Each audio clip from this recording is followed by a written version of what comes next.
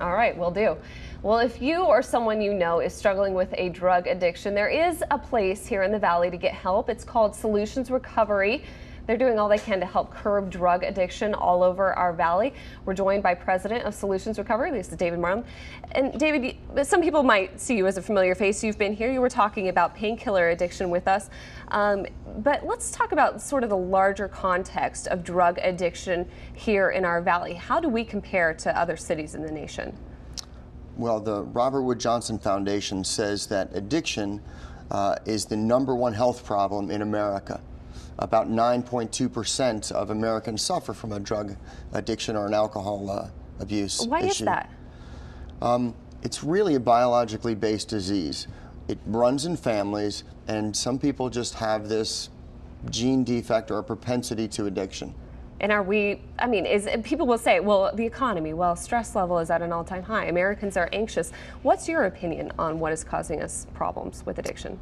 Well, I think there's a lot of factors that are causing it. The issue is that everyone has a direct connection to addiction. Everyone knows someone who is struggling with alcohol or drug abuse.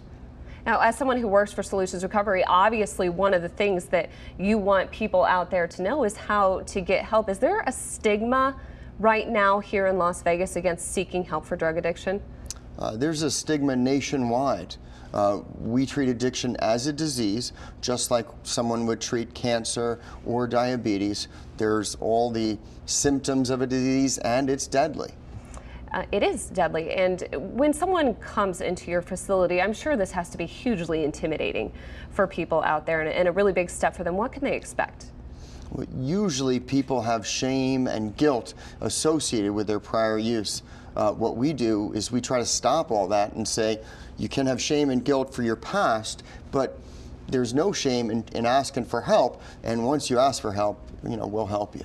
And what does that recovery process look like for the average addict? Well, the first step is really calling, going onto the website, or contacting a family member and asking for help. Once that happens, we would get them a biopsych and social assessment to determine the appropriate level of care for them and then get them that treatment. All right. And anyone out there, if you have any questions about anything, you can feel free to email me, dspidel@mynews3.com, or log on to solutionsrecovery.com. We will be joined again by Dave so we can talk about some of your issues out there. But in the interim, if you need any help, go ahead. You can call that number or log on to that website. We're going to take a quick break, but we'll be right back.